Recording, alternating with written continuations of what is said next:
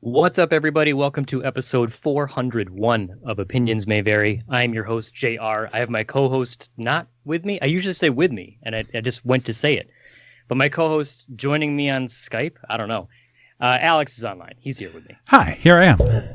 Hey, how are you? I'm great. We're doing the distancing again. Last week was the second time ever, and then we gotta keep going. The world's in a weird place, but we're being good social distancers, and we're playing it safe here. So I'm at home in my office. Alex is in the studio recording for us and doing all the recording duties. And we also have a guest waiting patiently, also on Skype, for me to stop talking. Joining us this week is comic book artist Mike Norton. Mike, thank you so much for coming on. Sure. Thank you for giving me something to do during these turbulent yet boring times. It's a great way of putting it, because that's exactly what because like it's very serious. Yeah. There's a lot of stuff going on, but it's also, damn, I'm so bored. Yeah, it's very weird that the solution is waiting it out. Yeah, like if someone told me when I was a kid, like, hey, when you're an adult, you're gonna have a job, and then also you're gonna be forced to just sit around and do nothing, and it's totally acceptable and expected of you. It's very strange, because I would have told you that that was already what I did for a living. I have learned in the last couple of weeks that I, in fact, do a lot more than I thought I did. Yeah, that's a harsh realization. Like, God, that's just hitting me right now. You don't realize it until you can't do it anymore. Right. Yeah. I never realized how much I like just wandering around Target. Yeah. Little things like that. Yeah, exactly. But we're going to have a good time today. We're going to talk. We've been actually trying to set this one up for a little while now. Not necessarily like known to everyone, but like it's been one of those, hey, we should talk to this guy because he's really cool, makes really cool stuff. We've talked at, was it New York Comic Con, I believe, Alex? I don't think we've made like an official introduction aside from Terrificon, I believe 2 years ago. Yeah. Because I had our graceful friend Kyle lets us borrow some booth space, because he builds the giant display for Terrificon. He made the huge Thanos statue, and I remember that. Yeah, and one of the favors that we have to return from just letting us borrow one of his tables is he goes, well, just get me a sketch. And I'd look around and be like, all right, who do I want? And Kyle, since being a fan of the show and being on the show and a friend, he's listened to us talk about sketches and original art and how cool comics are and how cool the artists are. And he started collecting sketches now too. And since he's a horror guy and does horror makeup and makes zombies and all this stuff, he's like, I want a zombie wall, just nothing but sketches of zombies. And he has a list. And so his thing is like, okay, Alex, you want to pay me back for the table? Get me a zombie sketch. That's it. And that year I found Mike and I was like, yeah, he's the guy. And I believe I showed you the list and go, he's like, do any speak to you? Do any call out? And you chose the zombie versus shark from the Italian zombie movie. Zombie. Yeah. Yeah. And that was our first real interaction. That, and I asked you to sign my revival hardcovers. Oh, cool. But that's one of my favorite pieces that Kyle has now. And zombie versus shark. It came out great. Yeah. Like the splash of red, the blood, but it has to look like it's underwater. Turned out really well. It's very weird that is a team up that happened, but like in the 70s, 80s, you would have thought that is something like would have happened on a sci-fi channel just recently. Yeah. But no, that is an old jam, the zombie versus shark.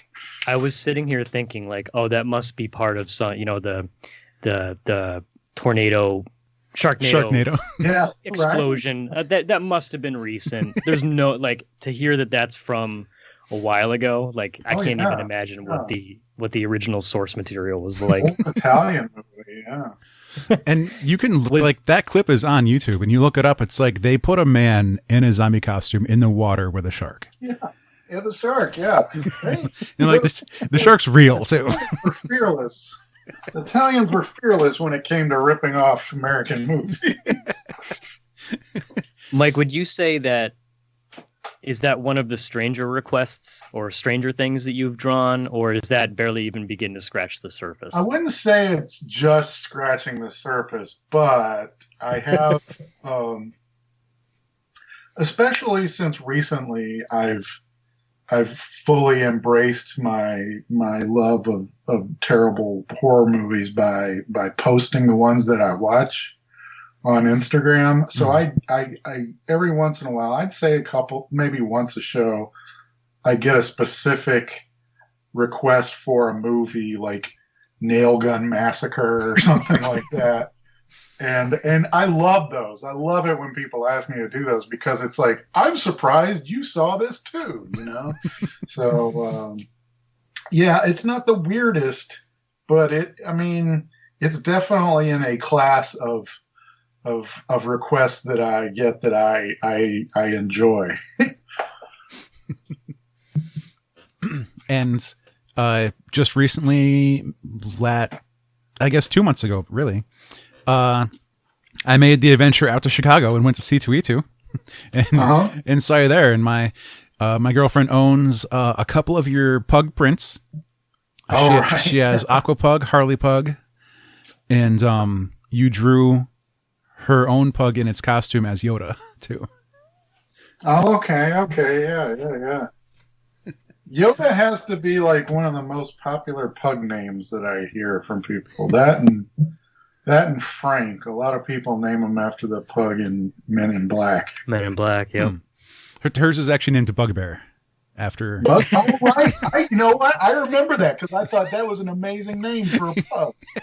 Bugbear is such a great name. So one thing for those who aren't in the know, Mike Norton is, I guess, kind of like as an introduction here that I should have done many minutes ago, but I got distracted by zombie sharks and pugs. That's fine. Mike Norton, he is an Eisner winning comic book maker, most known for the webcomic Battlepug, which we'll get into. Also the long running series, the Image series Revival.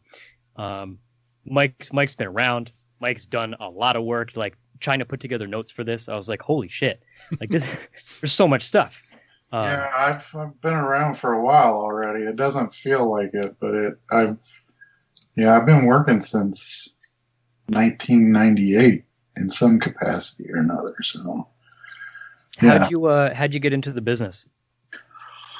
Well, my first break came from a writer named Mike Barron. He doesn't do a whole lot now, but in the 80s he was really huge. He's the guy that brought back the Flash after Crisis as Wally West, and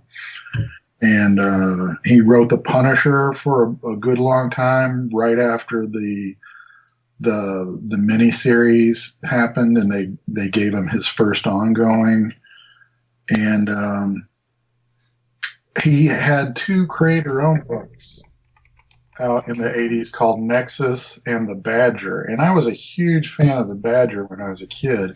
And I essentially sent him a fan letter when I was in high school saying, hey, I really love your book, and here's what I've been doing.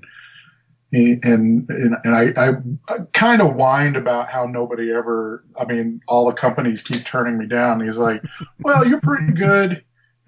Keep sending me stuff. And so I did.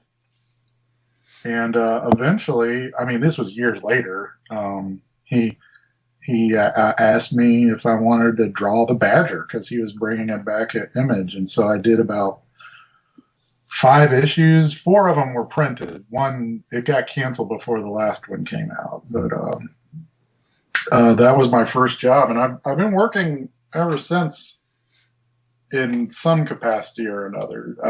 I've had very short breaks in between, thank goodness. I was like kicking myself because I couldn't think of Nexus. I own a lot of Nexus books. Oh, yeah. Mike Barron, Steve Rude. And I'm like, Solar? No, it's not Solar. It's the other space-looking man. Yeah. Nexus, it doesn't get talked about a whole lot. And I don't know if it's that, Steve and Mike are kind of polarizing figures, but the comic work, it's a kind of a classic story. And it really is sort of timeless. I think it's, one of those classic comic book stories that, might not get talked about as much these days.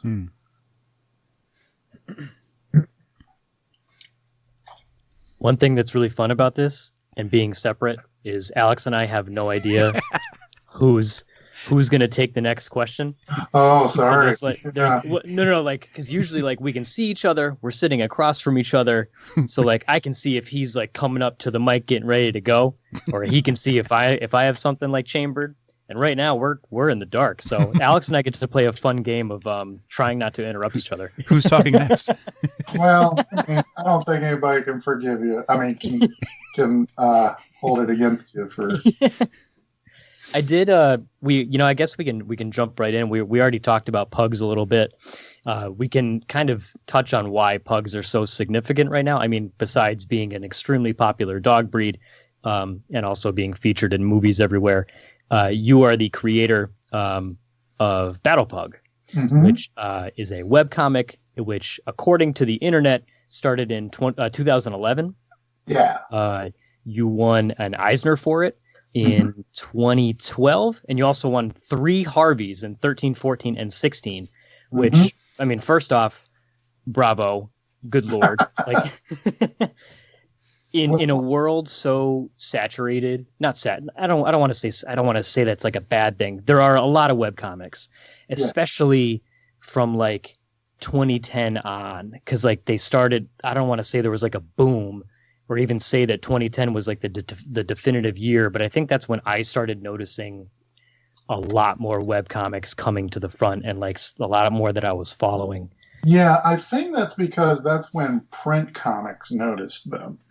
They've been around for a long time, and they're almost their own. It's their own audience. There's a difference between web comic people and print comic people in a way. It's sort of, it might be aesthetic too, but they definitely have their own vibe going. And I think that was the year that we noticed them. I'd been paying attention for a little while, and I didn't know if it was something that I necessarily fit in. I still don't think I do, because I really approach webcomics from a print sort of background. But when I got nominated, I actually felt there's probably better examples of that. And I'm sure a lot of webcomics creators thought that too. But I think it's changed a lot even since then. I think people. You'll see that with things like webtoons becoming such a huge thing, and other creators trying to varying degrees of success. And a lot of the people that were started out in that field are, have gone on to great success for Scott Kurtz and PvP and the guys behind Penny Arcade. They're kind of a huge, company now. And so, yeah, a lot has changed since those days, not even 10 years ago. But, they had a long time, before I came onto the scene. I was kind of riding those coattails and hoping that, our print community of comics would take notice, and thankfully they did. Had you intended to get Battlepug printed, or was it originally you would just you would throw it online, and then if you get there, you get there? Yeah, from the get-go, I wanted to print it. The reason why I decided to make it a web series was one, I don't have a lot of patience, so I could just put it up there. I didn't have to wait the 3 months of soliciting, and then the production part of that and all that stuff. And two, it gave me an excuse to experiment. It was certainly the first thing that I wrote long form, and it gave me a chance to practice and using, confinements that I gave myself. It's like 1 page a week, so I have to learn how to make this serialized, but serialized in a way that every page is a cliffhanger. So it was kind of I was giving myself writing lessons as I was doing it, and like I said, I didn't have much patience for new things. If I wanted to try something out, I wanted to try it out and have everybody see it. I didn't want to wait half a year before somebody saw it, and then I could decide whether or not I want to keep doing it. And also, it became sort of the Battlepug was just an idea I had. Obviously I like pugs. I like all kinds of animals, and it was the first thing that came to my mind. I hadn't had an original character, so it was born out of somebody asking me to draw an original thing, and I said, "Oh, I've only been doing Marvel and DC most of my career. I don't have anything that I own." So I came up with that, and I was like, well, that's pretty silly. This is just like something I'd throw in my sketchbook. But people started asking, well, when's this coming out? And I was like, oh, well, let me sit down and think about it. And when I did, I was like, oh, this isn't a goofy story. I actually came up with like this 5-year epic. I mean, it's really stupid, but it's epic in scope. And I was like, oh wow, that's what creating is like. I only know half of what creating's been in most of my life. So it really did open up my life in a lot of ways. The stupid comic about pugs, because from then on I was basically just wanted to do stuff of my own. I've still done a lot of work for hire, but that's kind of where Revival and all this other stuff, I got the bug to make stuff that I had a part in creating. So it really changed me a lot. In a world where I'd mentioned there's so many web comics, and getting people, speaking from the last 8 years of experience with this show, getting people to look at your stuff can be difficult. Mm-hmm. What do you, and like with Battlepug coming out, winning the Eisner, and then 3 Harveys, almost 2 years in a row, and then in 2016 as well. What do you attribute to Battlepug's success? What got people kind of looking at your thing in a world that was so inundated with similar, not necessarily similar, but like the same type of thing with webcomics? Well, I mean, there's a couple of things. One, I think I mentioned before that I think that the year it came out was the year that comics in general discovered webcomics, and I think I was like the novelty there, because it was like, oh, here's this guy we know who makes comic books, and he's got a webcomic. So I was the guy that people already knew. It wasn't a new thing. It was a new comic, but they're like, oh, let's try this out. Other thing I think was the community of podcasters and online, forums in general, who had sort of embraced me, because I was listening a lot to podcasts like Comic Geek Speak and Around Comics and stuff at the time when I was doing working for Marvel and DC, and I would always, I'd write in, or I'd call them, or they'd call me, and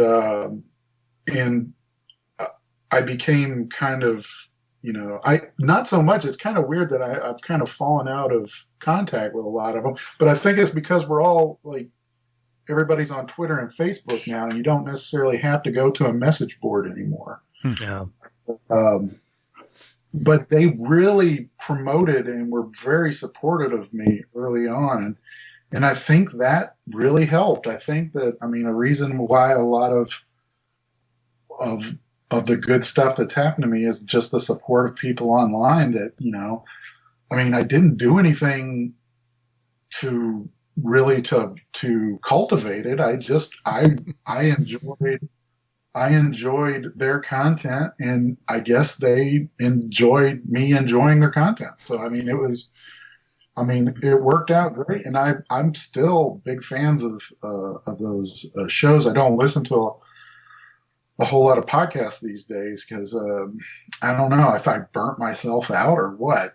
I watch a lot of terrible movies while I work now.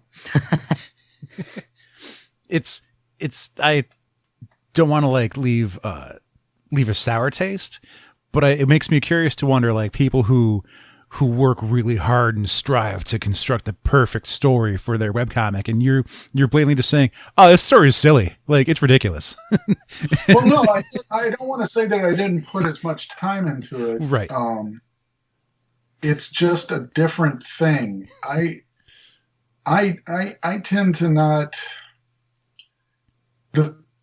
From a personal perspective, the stuff I sweat and toil over and think is going to be the thing never is. So I learned a long time ago to never go into anything with that kind of attitude. I'm not saying other people shouldn't. There are other people that are probably way better than me at writing, but I feel like you're setting yourself up for failure if you go into something saying, I feeling like you've written the next Watchmen, because you're only going to be disappointed. And especially in the world of webcomics, where you're probably not going to get paid anyway. Mm-hmm. So there's varying degrees of success, and a lot of them are self-defined, So once you go into that, you kind of have to really set up for yourself. Set up for yourself what it is you define as success. For me, it was, I want people to read the comic I made and tell me it's good. I was going to publish it at some point anyway. Mm-hmm. I didn't know how, but I was going to do that anyway. I wasn't waiting for it to get this groundswell of popularity before. I was going to do that. I had this really weird way that I do things now, where even with books like Grumble that I'm doing, which is also Pug related, where I just say, well, I'm going to do this. I don't know if anybody's going to buy it, but I'm just going to make it. And I've done 13 issues of that book now. and people aren't really buying it, but I still make it because I want to tell that story. So to get really sidetracked with all of the stuff that's going on now with, the pandemic and everybody's housebound, and people are wondering whether or not they're going to have, jobs in comics after a while. It's sort of comforting to know that it's still the same situation that I'm in, where I was gonna make these things anyway. It's just a matter of whether or not anybody's gonna pay me for them. So, do you feel that's a good piece of advice for people who, if you want to create, then just create it for yourself? You don't always have to create for other people. I think that's always a good bit of advice, but it's not necessarily practical for a lot of people. There's people that have been making comics for years and years, like decades, and it is their source of income. And if you have a family and you've been doing this for 30 years, it's not realistic to say, hey, make these comics for yourself, buddy. It's kind of talking down. Mm-hmm. It's not. It's sort of naive, but at the same time, it is about creatively finding what makes you happy. Now, I mean, a lot of people, I mean, and I'm certainly guilty of this, I get a job that I don't really care that much about, but it pays. And I'm still making comics, but it's not my favorite thing in the world, but you got to pay the bills. And but I'll still be wanting to do Battlepug instead. A question I always have: getting it published. Did you go to Dark Horse? Did they come to you, or like did you put the word out of like I want to publish this, and then you just saw what happened? That I mentioned that I would have made this anyway, but yeah, I was lucky enough that I had a couple of publishers approach me a couple of months after the strip had been out and asked if I would want to do it, and I was very lucky in that regard. So yeah, I didn't have to worry about that. Which I could have. I mean,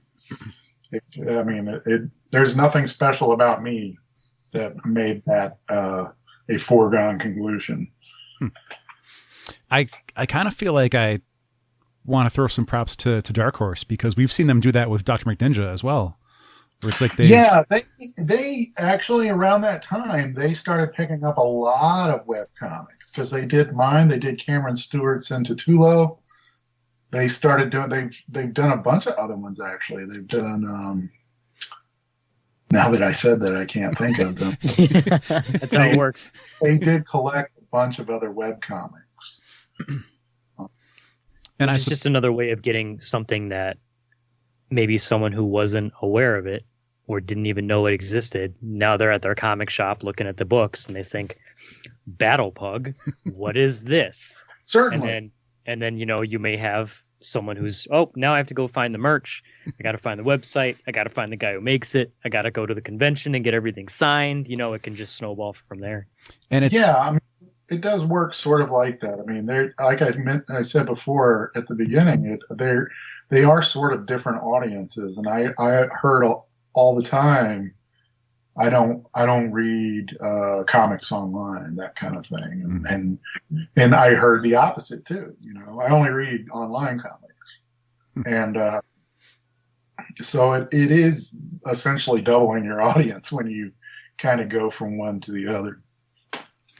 I want to add, it seems like a pretty good idea to want to print a product that's already finished, because you're not waiting on the writer to finish writing. You're not waiting on the artist to finish drawing and coloring and everything. It's like, no, all the pages are there. You just print them. That was probably part of the appeal of it too. Yeah. I mean, they knew that I was going to have, 52, 54 pages of material every year to put out in a book. So with Revival, how did you and Tim already work together previous? Oh, right, that's a dumb question, because you've done a few hack slash. Yeah. And had you negotiated the idea of Revival, or did Tim have it, or how did you guys come to work on that book together? Revival was a lot like playing in a band. You just kind of messing around, like jamming, I guess. I hate that word, jamming. Yeah, we had worked together quite a bit. We had a studio. He's not in the studio anymore. He has since got married and moved out to the suburbs. So, I still have a studio here in the city, and he and I would we work on several different things together, and we just over lunch would come up with ideas and talk about them, and I think part of the idea was like, how do you do a zombie book without putting zombies in it. How do you make zombies not zombies? Because I didn't really want to draw zombies. I didn't want to draw, brain-eating zombies and stuff like that. And Tim has always felt that his strong point is horror. And I don't necessarily agree with him on that. I think he can write anything, but he thinks that people only see him as a horror guy, even though Hack Slash is on the surface a horror comic. I think it's much more of a comedy adventure comic, but he also thought Revival was a crime comic too, and not a horror comic. So he has very weird perceptions of what it is he does, I think. But we had these ideas, and he would throw out this thing, and I would throw out this thing, and a lot of the way we work is that he comes up with ideas, and I almost work like an editor, or I try to look through the eyes of somebody reading it for the first time and go, but what about this? Why would this work? And this doesn't make sense if you do this. And he'd go, but he'd always he'd go back and he'd rewrite it, and it would always be better. And that's how kind of Revival started out. And that was also another example of like, he didn't write a script. He wrote like a plot, and I just started drawing it. I drew 7 pages of it before he even asked Image about it. Huh. And in fact, that was a look. He had been working on getting some like higher profile work. I think he had just started working for DC at the time or something like that. I don't remember. But he asked Eric Stevenson at Image at like the New York Comic Con, I think, and Eric said, "Yeah, sure, let's do it." And he hadn't seen it yet, and he came by the table, and I had 7 pages, and he's like, "Oh, you already started this?" And I was like, "Yeah, I was serious." And he's like, "Okay, that's good." So that's how that started, and then And the rest is history, I guess. So I don't get to say that. When it comes to designing so many, like a new world, basically, and then having to negotiate with someone, like how do you manage, saying, okay, so you're going to draw a soul that's also a ghost, but kind of looks like an alien. Okay, go. Well, the good thing about that is that Tim's also an artist, and a lot of the designs came from him. He came up with the way the creep sort of looked. I changed it up a bit, but we both went back and forth. I'd say he designed about 30% of the characters in Revival, and I did the rest of it. He came up with the way that the I already forgot the name of the characters. The Cypress family. He came up with the dad first, and then he designed him. He came up with the iconic sweatshirt because he is always going to be a goth at heart, and really associate. When you think about it, there's not much different between M. Cypress and Cassie Hack, other than Cassie is much more comfortable wearing her underwear out on the outside. It came up with Dana, who is much more like me than a character that Tim would come up with. And then there's a lot of characters like that, where you can, if you look at some characters and other characters, you can say, oh, that's a Mike character, or that's a Tim character. Huh. So yeah, it was helpful that he was an artist when it came to designing that. And also, Wisconsin, the town in Wisconsin it's a real place. He grew up there. So it wasn't hard to kind of put yourself in that mindset. I grew up in a very small town in Tennessee. It's not that much different other than we didn't have snow. So I can imagine the conversation going, okay, so get ready to draw a lot of teeth. Just a whole bunch of teeth.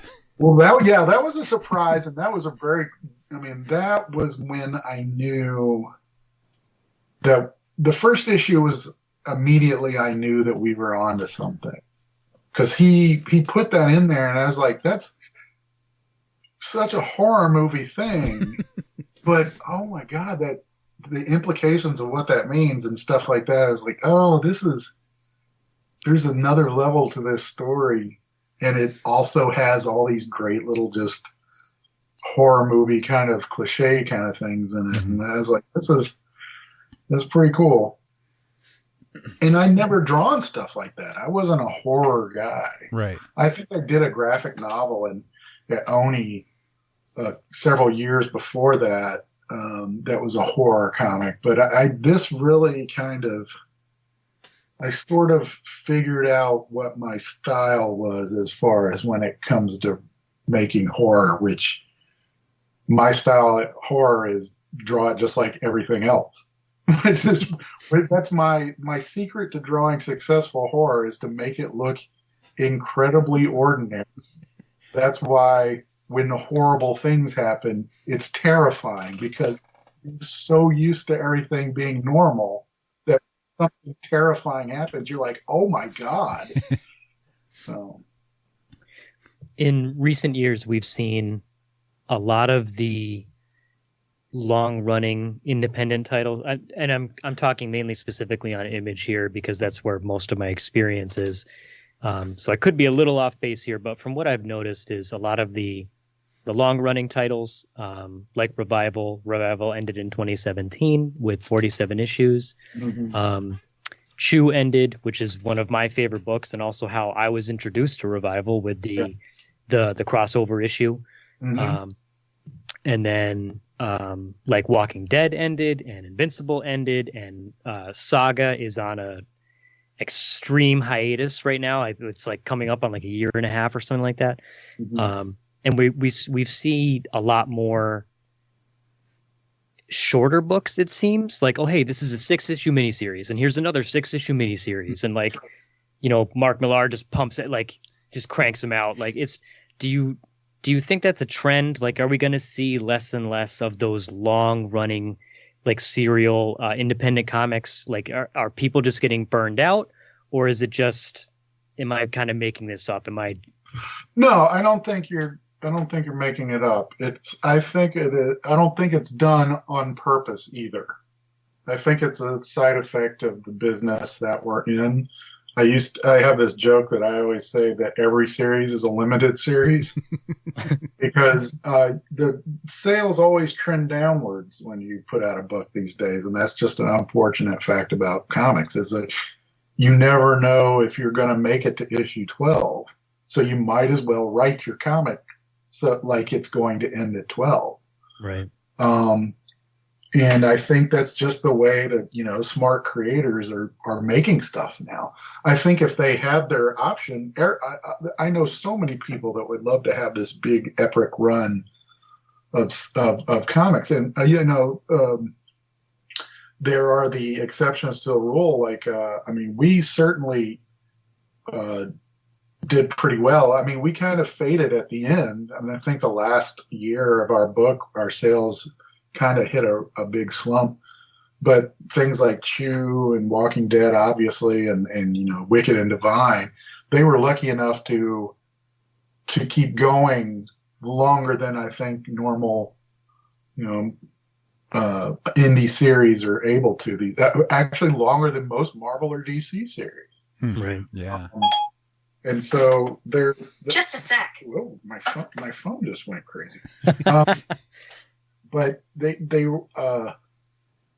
I think a lot of creators would love to do things like that, but they know that they need to get what they want out as quick as they can, because they might not get a second chance these days. And that's, I don't think that's a great thing, but it's just a fact, I think, these days. Actually, I ran into it with the new Battlepug series. The new Battlepug series, I had a long roadmap of stories I wanted to do, but I knew that, the cold hard fact of things is that, I could certainly not be able to sell things past issue.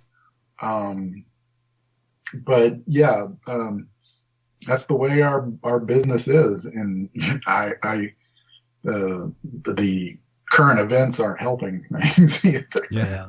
Yep. I think it's also easy as a fan to get kind of blinded, at least from personal experience. I was just on Twitter, like I think it was around last week, someone had reached out to one of my favorite creators about their current book, and they're like, hey, you know, what's the plans for the hardcover? And they were like, there aren't any. The sales aren't there for the trade right now. So like, I can't justify financially putting out a hardcover. And I was like, what are you talking about? This is like the best book. Yeah. Like that's my opinion. Yeah. That's the unfortunate problem with these things, and I don't know how you solve it. I don't think anybody does. I think anybody that says they do is lying, because this wouldn't be a problem if they knew how to solve it. Yeah, I have that problem. I mean, look at TV these days. Everybody's talking about this great series or that great series, and I haven't seen any of them just because there's so many of them. Mm-hmm. Where do I start? Or I forget that even existed, because there's, hundreds of them. And in comics is sort of the same way. There's like comics I've never even heard of that are probably my favorite comic ever, but I don't know about it. There's too many of them. I guess that's one of the benefits of our current situation. I mean, now we got plenty of time to catch up. Catching up, yeah. My wife actually said that to me yesterday. She's like, well, maybe you can start reading all those comics you got. And I'm like, I don't really want to right now. I've heard a lot of, but where do I start kind of questioning. Yeah. Well, that is the problem. Where do you start? Oh my goodness. A friend of mine gave me all of the new John Hickman X-Men when they restarted that. And he's like, these are great. And I'm like, okay, I'll read them. They're still sitting on my bench. Haven't gotten to them. This isn't a bad time. Oh, you know what? While we're here, Israel Skelton is one of our longtime friends. Oh, I know him. He's been on at least 3 episodes, and did they put out the M. Cypress statue? No, they didn't. That's another situation where there weren't enough orders. Oh, okay. We all thought there would be plenty because always got the anecdotal, like what you hear from people and what numbers actually turn out to be are always so different. When I was started out, I did a comic called The Waiting Place, and it wasn't well drawn because I was just starting out. But at every convention, I always heard people go, "Oh, this is such a great comic," and when we stopped doing it, they were like, "Oh, why aren't you still doing it?" And I was like, "If everybody." It can't be possible that everybody that's come up to me at a convention telling me how great this comic is actually bought the comic, or I'd still be making it right now. Right. Yeah. So, yeah, that kind of broke our heart. It's the reason why I haven't really pursued much as far as Battlepug merchandise either, because I'm like, man, nobody's gonna, even though it'd be an awesome guy riding a pug toy, I feel like that has legs outside of comics. I still haven't really asked anybody about it because I just feel like it'd be like a huge money suck for whoever was unfortunate enough to agree to that. Has anyone just like put together a custom or a bootleg and just knocked the fork off a Lockjaw figure or something? No, I've had a couple people start and send me pictures. I actually had somebody that was really cool. He actually made the boxes for these Funkos that he was customizing. Huh. And the boxes were really cool, but he never actually made the Funkos. So it's a lot of like, hey, this is a good idea. And even I guess they get into it and they're like, yeah, this isn't worth it. So while we were talking about the state of comics that we're at now. Could you explain to me what part you're having in the Albatross Funny books and what's going on with that? You know what? I am only involved I'm a friend of Eric's from a long time back, and he publishes my book Grumble. Uh-huh. So I don't have any kind of place in the company other than a supportive friend. Okay. But they've always found interesting ways to buck the system as far as selling comics as it existed before, and now they're finding this situation where they have to find other ways to essentially make money while Diamond isn't giving them money, because they have outstanding debts because Diamond isn't paying people. So they've started this new Patreon thing that I've been kind of hyping up, where you can get, because Eric is a pretty he's sort of a fan favorite artist. A lot of people put him in this publisher category now, and I think some people forget that he's like this sought after artist, and you get these behind the scene things of Eric and the company if you sign up to the Patreon, and that's what I was just putting out there. Okay. I don't work for them in any capacity other than I think Eric's awesome and he's a good friend of mine. I built the first Goon website a long time ago.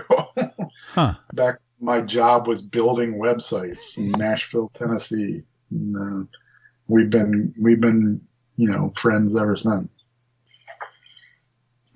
I did want to touch on, and you had briefly mentioned it earlier when we were talking about your work with Tim Seeley. His name's not Tim Seeley, by the way. I stuttered. Tim Seeley. I like that. I want to call him Tim now. You heard it here first. Tim Seeley. I wanted to talk about your studio, 4-Star Studios, and that's in Chicago, correct? It is. Hence the 4 stars, because it's the flag. If I'm not totally wrong here. Yeah, it's not an incredibly original idea. We thought about I like it. I like it too. I think it's pretty straightforward. I'm pretty into classic names. I'm not into interesting. I'm into classic. So, you had mentioned. Sorry, Alex, I'm interrupting. You said that Tim recently he left the studio.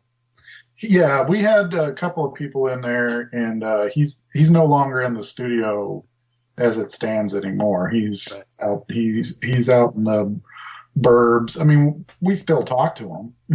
Right. We didn't. What do you call it?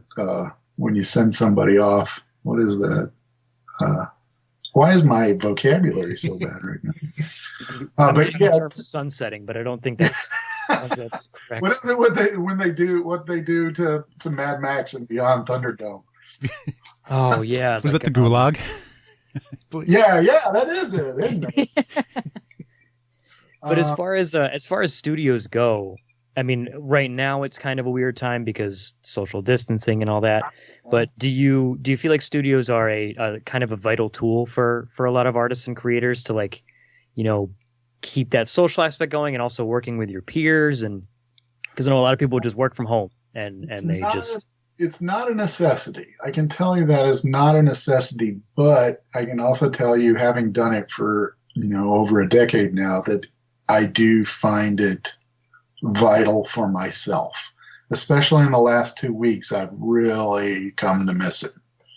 I didn't want to start a studio. The studio idea actually was Tim's idea, and he just found a couple of us that were willing to go in and pay rent on a place. We've kept it going. He's had a child, or his wife had the child, but he just, spends a lot of time at home now. And he lives, several miles away. And so does, Ryan Brown, who is also a former member. I guess it's weird saying former member, but I mean, they're not in the studio. studio anymore. So, I mean, Chris Burnham actually was a former member too. He moved out of state. So, but yeah, you get used to go. There's a chemistry that happens, and actually it comes up a lot when sometimes somebody will ask, "Hey, do you think what about adding this person?" And we'd be either like, "Yeah, that sounds good," or "I don't know if he vibed with us." Not that we don't like that person; it's just that I don't know if that person isn't just going to yell at me all day for watching these terrible movies that I subject the rest of the studio, because I don't wear headphones when I watch those things. And you really have to like be with us from the beginning to be okay with that, you know. So there's sort of a weird chemistry that we have, and we have, you know, I think we have 1, 2, 3, 4, 5 members now, and I think we're pretty good. I mean, I'm not saying that couldn't change, or if, you know, maybe one of the other guys comes back or something, but I have come to really depend on it, because I'm not a very, I mean, despite what you may think from this back and forth now, I'm not a real talkative person, and I can just sit there and work all day, but I love having other people around talking. It makes me feel like I haven't left this world, you know, and watching from, you know, beyond or something like that. And it's something I don't get while I'm down here in my basement working, where I'm just watching YouTube videos, and, you know, you get real stir crazy. And it's something that I didn't notice when I was working at home all those years before I did the studio. And, you know, it's one of those, once you have this, you don't want to go back. And I'm a big proponent of the studio system, but I know a lot of people can't work in it. We actually have that sort of situation with one of our members right now. He loves the studio, but he can't work in it. That doesn't make any sense. But he still pays rent and stuff, but he can't do anything when he's there. He just comes there to hang out. Huh. And so I'm like, you're just paying rent to hang out with us. I don't know why you're doing that. When I'm fortunate enough to help out at local theme park, and when the park's not open, we have work crew days where we go in and just build sets or construct things for haunted houses. And the best part of the entire day is going to lunch with everybody together. Yeah. And that's kind of what he's paying rent to come to lunch with us every, you know.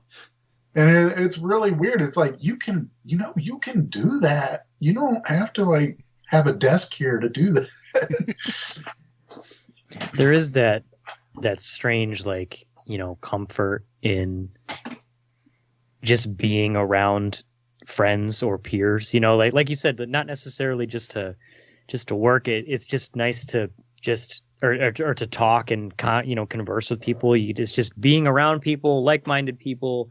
They can talk all they want, you know. It's just, I'm going to sit here and I'm going to vibe, you know. It's absolutely what you're talking about, and it's something that I didn't realize that I needed until I had it, and now that I don't have it, I'm very, very distraught. I'm looking very forward to like this summer or whenever this is over with. Are there more YouTube videos coming up and planned for the future? Yeah, it's funny because we had been talking about doing that, and then all this happened. And not that we couldn't do that remotely, but there was something about being in the studio. Sean Dove makes movies and stuff, so he was really kind of the spearheader on that. And Josh Emmons, who's kind of a tech guy, was playing around with like microphones and cameras and stuff. So they were kind of the guys in charge. Mm-hmm. And they actually had other ideas for other, you know, stuff that they wanted to do. Would have required us to be much more organized than we actually are. So hopefully that will come back I mean, we definitely want to do more of the warm up, but we had some ideas for some other things too. Yeah, I would say that's a guarantee that it will return in some capacity, but who knows when that'll be now. Mm-hmm. Watching them is fun because also we've dabbled in trying to do some of our own video stuff, and we've been putting out audio content for 8 years now, and just it's fun watching everyone chat while drawing, and it's all digital work, and you get to see them erase or change colors, and each person's style is different, and that's always it's fun to see the grouping happening at the same time. I was a huge fan of it. I thought it was a great idea when Sean told me about it, and then I found out that it's a thing that it's like a whole like genre on YouTube. I didn't know that there were so many people doing it. I was like, wow, oh, we're really not that special, but that's cool. That's cool. I'm surprised you didn't get there just yet. I think it was covered in an interview way back when it happened, when the series was coming out. But just in case I didn't catch that, what was it like doing the Chew Revival crossover and having to adapt to Jared, help, to the art Rob Guillory? Yes. Rob Guillory's art style, and then making that it fit into your style. The Chew Revival thing is interesting because I didn't want to do it. I was very vehement about not doing it. I thought that Revival was like this very serious thing that I didn't know how that was going to fit. And Tim is very much like anything goes, let's do whatever. And I was like, no, they don't fit together. This doesn't work. But I was wrong. I mean, it does work. And it's interesting. I should have listened to him. I should have listened to John. It was all John Lehman's idea, actually. He wanted to do this crossover. And the way I dealt with Guillory's stuff was just ignoring it, just using his stuff, as a model sheet. And I just drew I just drew everybody the way that they would exist in, I guess, quote unquote, the real world. Mm-hmm. And if you notice, our story doesn't have any of like the fantastic elements like a Pollo or Robot Dude or anything like that. It's all of the, his psychic connection to eating, the dead and stuff like that. And so because we wanted it to have like the creepy revival thing, and then his story is much more of a Chew story. It's much more, the goofy stuff. So I was totally wrong on that, and I've said it many times. I admit when I'm wrong about stuff, and that Chew Revival, it's one of my favorite things because I haven't done a whole lot of like getting to draw, because I don't think I'm out of line by saying that Guillory has a very distinct style, mm-hmm. and it's kind of hard to, like, if you draw Tony and you don't draw it like Rob, it's kind of, you run that chance of people not knowing who that is, mm-hmm. Because he has such a distinct way of doing things. And it was kind of fun to do that, and I don't get to do that very often, so... I mean, for what it's worth, like for people like me who Chew was my favorite book for the longest time, if not still is. But when that crossover happened, I wasn't aware of what Revival was, and then I read about Revival, and then I started buying trades, and it got eyes on it. That was the good thing about it. I mean, you're not the first person to say that, and I'm very thankful about it. I still get people bringing it up to me at conventions to autograph. It's like I'm very happy it happened, and I love John. I think I made him a character in Battlepug. there's a mage in Battlepug named Layman. I just spell it different. I also think it speaks a lot to the team that you have, with Tim. And Tim, like, when the idea was pitched, and even though you may not have agreed on it, like Alex and I have had that in the past, sometimes he'll bring up a guest to me and I'll be like, yeah, well, I don't know. And then the second we finished recording, I was like, dude, I'm sorry. I'm so stupid. Because it was great. But I think, it speaks to your teamwork with Tim. And I imagine Tim heard the idea and thought that you could probably nail it. And, I'm glad it all worked out in the end. I am too. I mean, we've had very, I wouldn't change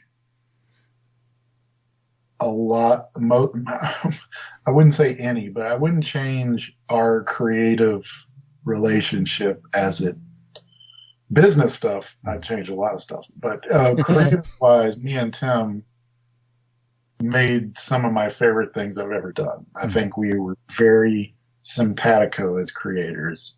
We had a very similar background, and he filled sort of a hole that didn't exist in me. And I kind of was able to see things that he wasn't able to. So I think those are the best collaborations where you're able to, be the part that other person doesn't have. And it's something I'm eternally grateful for, and I'm more grateful that other people enjoyed it. It wouldn't be as satisfying if we had made this thing that I was incredibly proud of, but nobody ever saw it, because it just makes me like self-important, right? It's like, I made this really cool thing you haven't heard of. I'm so happy that everybody seems to have liked it. I don't know very many people that didn't like Revival, and I'm really glad that the people that didn't like it haven't told me yet. I've definitely been guilty of borderline berating one of my friends that, dude, you should just do this thing on your own. You don't need to share responsibility. You don't need to collaborate. Like, I'm sure you can handle this. Just do it yourself. And then week after week, we talk to people who go, this collaboration was the best thing that ever happened to me. Or I couldn't do it myself, and I needed someone else to either guide me or help me out, or like do this chapter or this section.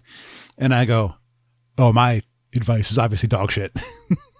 It's absolutely not a necessity. I mean, some people work better on their own, but the thing about working so long in this business is I know when I want to collaborate and when I don't. And I really do love collaborating. Like right now, I work a lot with Rafer Roberts on Grumble and things like that. And he is a joy to work with. He's awesome. He comes up with the stuff that I would never think of.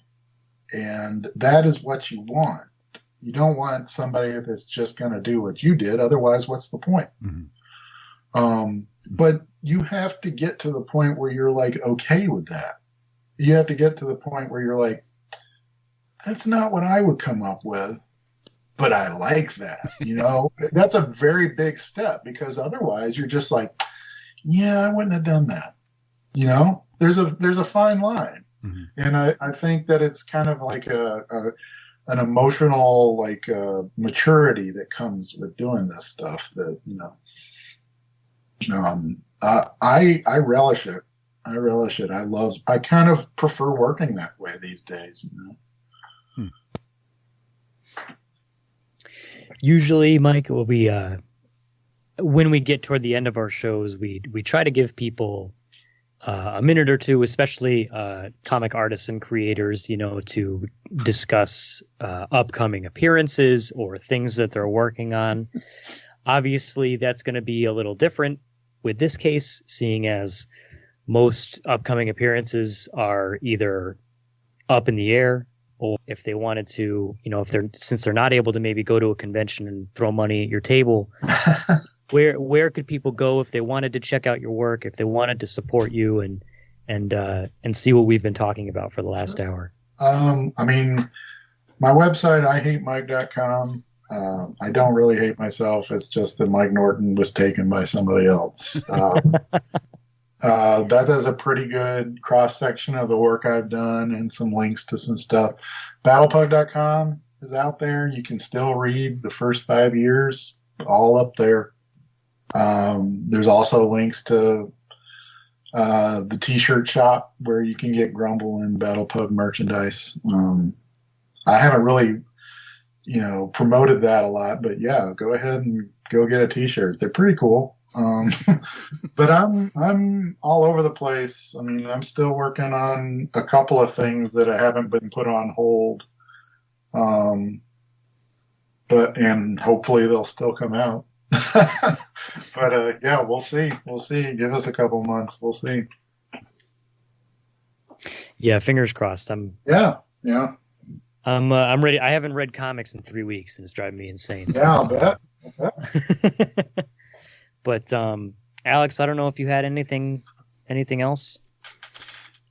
I briefly mentioned the YouTube channel for 4-Star Studios. Oh yeah, 4-Star Studios on YouTube. And you can hear Mike on there. You could hear just a previous guest from not even a month ago, because sometimes Addison Duke is on there as well. Oh, Addison was on the show. Cool. Yeah, he was our lead up to C2E2. Cool. Yeah, Addison's part of the studio, and we're trying to get him faster so that he can keep up with us. He's always mad that he never finishes by the end of the show. And when we were talking with him, he was mentioning starting out doing a lot of production work, and I flipped open one of my copies of Revival to see he did a lot of layout in that. He was the guy that put the books together. That's how we met him, actually. So that's we're combining worlds. Yeah. I was in the dark. I didn't even realize this. Yeah. But yeah, that's right. Addison kicked ass. He was a lot of fun to talk with. Yeah. And then Alex got to meet him in person down in Chicago when it was like, I feel like, because when we talk about like C2E2, and while Alex was at C2E2, I was up in Boston at PAX East, and that was like the before time. It was like that was our last chance. That was a month ago. Yeah, and now it's like, oh, remember when we could do stuff and like venture into the world? It was still like there, like, there was concern, and it was kind of in the back of everyone's minds. Like everyone's like, wow, what's kind of going on right now? But at the time, it was like, okay, it's still okay. And now it seems like it was so long ago, but it was not. A lot of years in that month. Yeah. Yep. There's been a meme going around the internet that it's like, people born in whatever year it is have already experienced five decades. Yeah. And it's like 2020 or 1970, 1980, 1990, 2000, 2010, 2020, and then March. Mm-hmm. But to butcher a meme in audio format, you'll have to excuse me. But yeah, it's been crazy. I'm glad that, or I hope that you're able to kind of stay sane, keep working. Hopefully this will all be over soon and we can start going to conventions again. Yes, sir. But congratulations with everything that you've put together over your career with Battlepug and the awards and Revival and all the long running issues and all that stuff. It's really great. Thank you so much for doing this. No, thank you. I really appreciate it. If anything, it made my miserable life in the basement a little lighter. That's what we're here to do. So if any artists or creators are looking to make their miserable lives a little bit better, hit us up. We do this every other week. We're here to help. You're doing a good service. That's what we're here for. But yeah, I think that's gonna do it. We'll let you get back to watching bad movies and catching up on your TVs and comics. Thank you very much. You guys have a good day. This is great. So yeah, that's gonna do it. So until next time, I have been JR. I'm Alex. I'm Mike.